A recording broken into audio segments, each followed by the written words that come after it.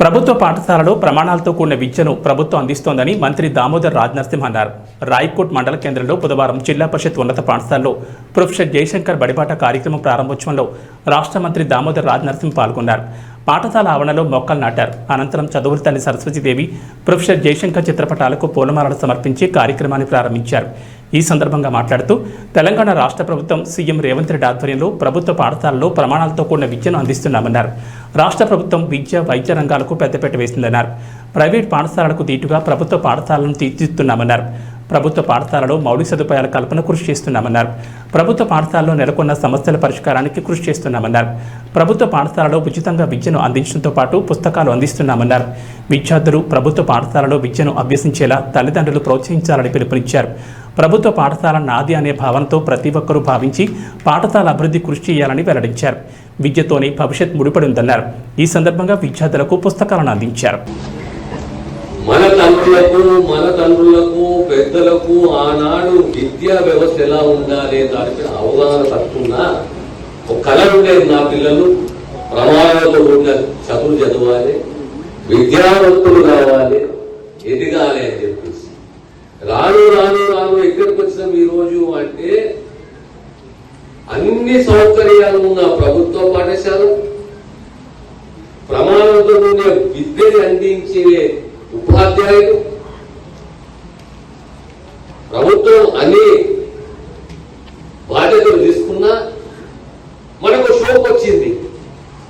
అరే ప్రైవేట్ పాఠశాలకు పోవాలి, బస్సులో పోవాలి, ప్రైవేట్ పాఠశాలకు పోవాలి, ఆడ చదువుకుంటే మనకు మేలైన విద్య అందుతుంది అనే భావన మనకు కలిగింది.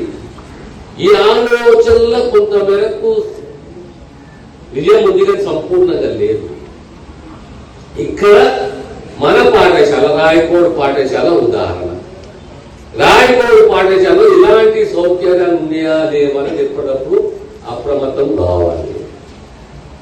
వాష్రూమ్సే కానీ, కంపౌండ్ వాళ్ళే కానీ, రోడ్లే కానీ, లేదా ప్రజా గోడలే కానీ, లేదా గ్రౌండే కానీ, ఫర్నిచరే కానీ, డ్రింకింగ్ వాటర్ కానీ, త్రాగునీరు వ్యవస్థనే కానీ ప్రతి పాఠశాలలో కనీస సౌకర్యాలు అందించే బాధ్యత విద్యాశాఖని ప్రభుత్వాన్ని.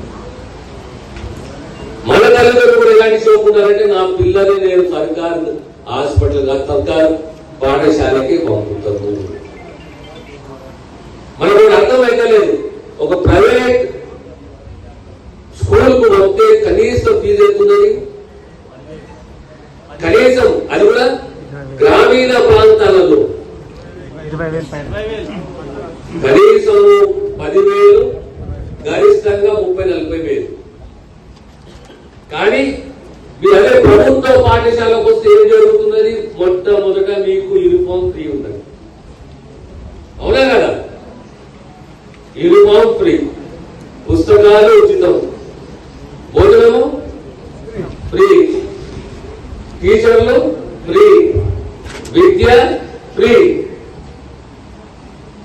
అయినా మనకు సోకు జరుగుతున్నది మనం ప్రైవేట్ పాఠశాలకు పోవాలి, చదువుకోవాలి అంటే మన తల్లిదండ్రులు ఈ ఆలోచన పోవాలి.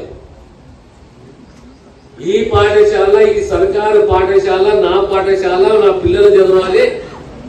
ఇక్కడ సర్కారు తప్పిదం ఉన్నా, సౌకర్యాలు లేకున్నా సర్కారు ఖచ్చితంగా మా పాఠశాలకు, మా ప్రాంతానికి, మా హై స్కూల్ కు, మా ప్రైమరీ స్కూల్ కు కనీస సౌకర్యాలు, మా పిల్లలకు అసౌకర్యం కలగకుండా కనీస సౌకర్యాలు కల్పించాలని తపన మన పేరెంట్స్